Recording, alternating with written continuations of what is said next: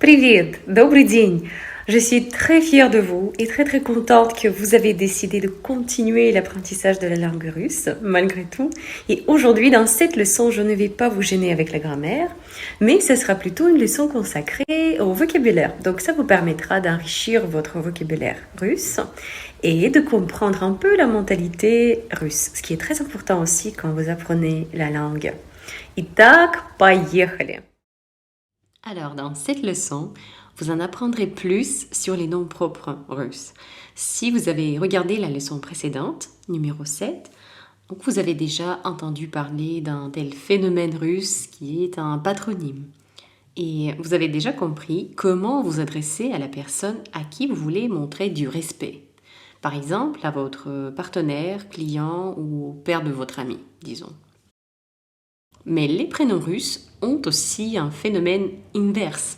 Lorsqu'il s'agit de notre ami ou d'une personne proche à qui nous voulons montrer de la tendresse plutôt, alors en Russie, nous utilisons des diminutifs. Et chaque prénom en a une grande variété. Par exemple, le nom que vous connaissez tous est Maria. Ceci est ce qu'on appelle un nom complet en Russie. Et si le nom complet de mon ami est Maria, je ne l'appellerai pas Maria.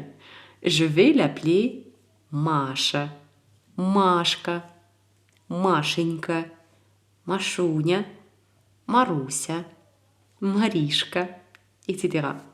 Et si le nom de mon ami est Vladimir, je l'appellerai Vova, Vovka, Vovchik, Володя, Володька, Володенька, etc. Et voilà, c'est comme ça que nous, les Russes, aimons nous adresser avec tendresse l'un à l'autre. Voyons encore quelques prénoms féminins et masculins populaires et ensuite vous ferez un petit exercice. Et en utilisant le lien dans le profil, vous pouvez accéder au cours complet et y télécharger un fichier PDF avec les prénoms les plus courants et leurs diminutifs. Donc le premier prénom féminin populaire est Yekaterina. Yekaterina. Oui, comme l'impératrice russe Catherine la Grande. Mais ça, c'est le nom complet. Et comment pouvez-vous appeler Yekaterina si vous vous tutoyez? Vous pouvez l'appeler Katya, Katinka. Et bien sûr, un diminutif connu à tous les étrangers, Katyusha. Расцветали яблони и груши, поплыли туманы над рекой. Выходила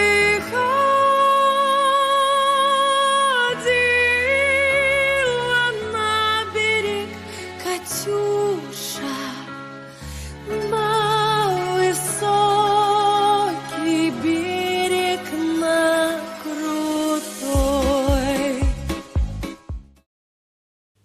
Et voici, par exemple, un autre nom commun, Yelena.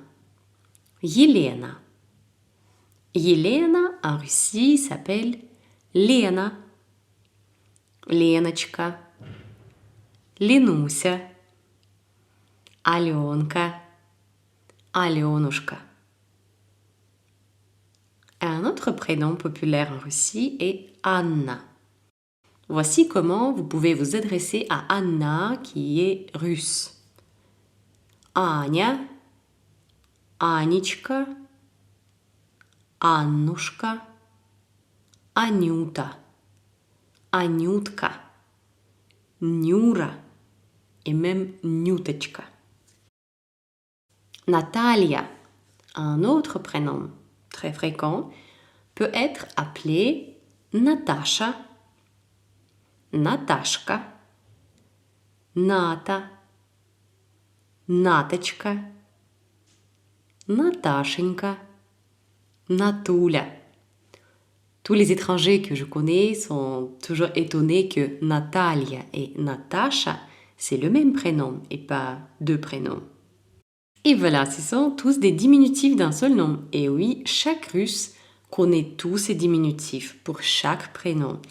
se référant aux personnes auxquelles il veut montrer sa tendresse et ses sentiments chaleureux. Et maintenant, les noms masculins. Comment pouvez-vous vous adresser à un ami ou à n'importe quel garçon, par exemple? Un prénom très commun, c'est Alexandre. Alexandre.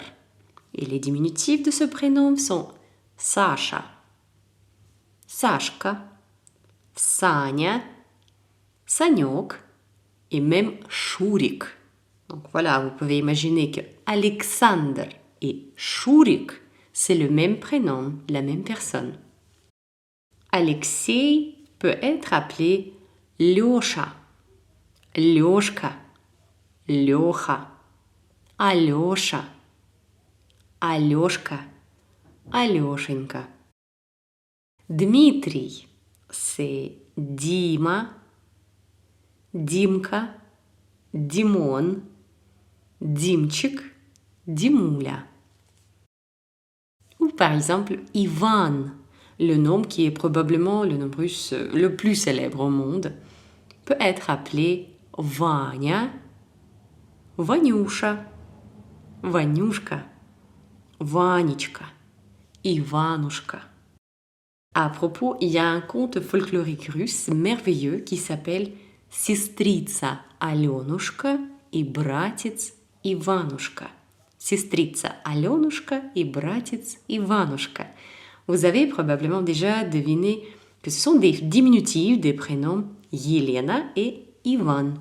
Autrement dit, le conte peut être traduit comme sœur Yelena et frère Ivan.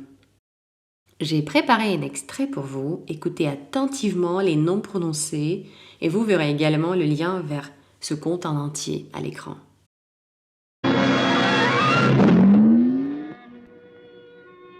Аленушка! Иванушка! Братец мой милый! И зажили они втроем лучше прежнего, ни беды, ни печали не зная.